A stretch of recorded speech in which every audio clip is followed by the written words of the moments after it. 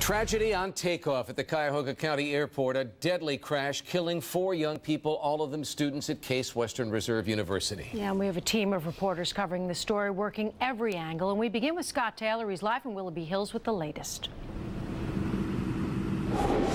Where I'm right now it's about 100 yards away from the airport property where the plane took off. Behind me, right there by that utility shed and the red fire hydrant, that's where the crash happened. Investigators have now moved that away to a location to study that.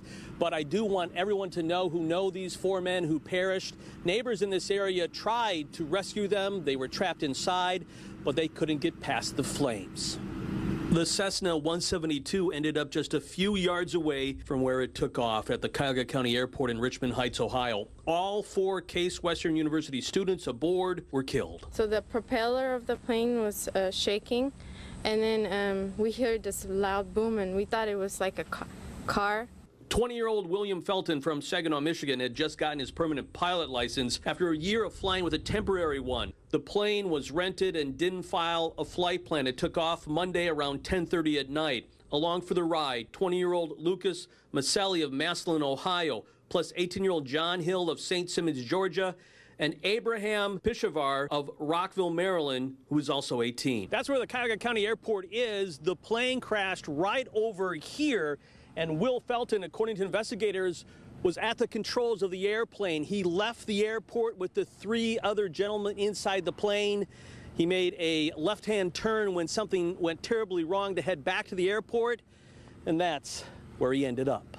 Neighbors living next to the airport responded right after the initial impact, hoping to remove any survivors, but the flames were too intense. We knew that there were people in there, and we couldn't help, which is very sad.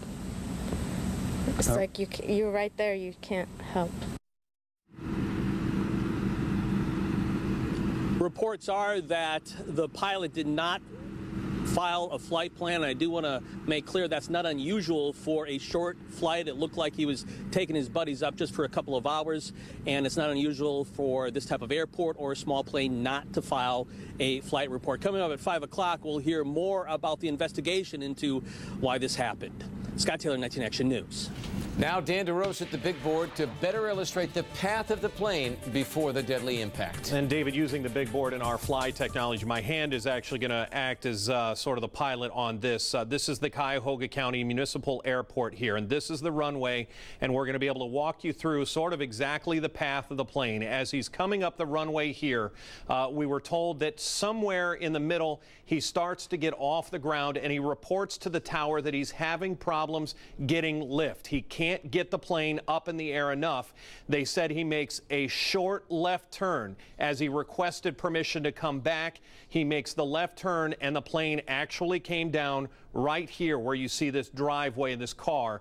This is right where the plane came down. The only other thing I want to point out as we pull back and out just a little bit, the reports we're getting from pilots are that maneuver of turning left and trying to circle back when he didn't have the altitude to begin with. I want you to notice what was straight off the end of this runway. It's a golf course. Granted, it was at night. It would have been dark and tough to see, but had he gone straight, nobody's going to try and second guess here until we know all the details.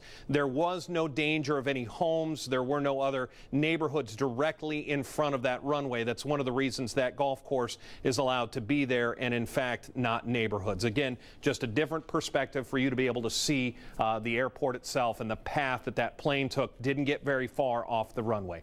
Live at the big board, Dan DeRose, 19 Action News. All right, Dan, that was really helpful. And as we said, the 4 victims all attended classes at Case Western, so you can imagine friends and students there are now trying to cope with this terrible loss. Brian Duffy has that part of our team coverage. Well, yesterday was the first day of classes here on the beautiful campus at Case Western Reserve University, but as you can imagine, it's very difficult to concentrate on your studies when you're mourning the loss of 4 of your fellow students. The start of a new semester on a college campus usually creates a high-energy atmosphere. Not here, not at Case, not today. Today's a somber day on the campus. We're going to try and come out in full support for these victims and their families. 4 young men killed in an instant, 4 grieving families. 2 of the young men were involved with Greek life on campus. 3 of the victims were on the wrestling team, all of them with such promise. They're all hardworking. They're good students. They're respectful. They're a joy to coach. The university is providing counselors for roommates and friends, and University President Barbara Snyder spoke with the families of the men this morning.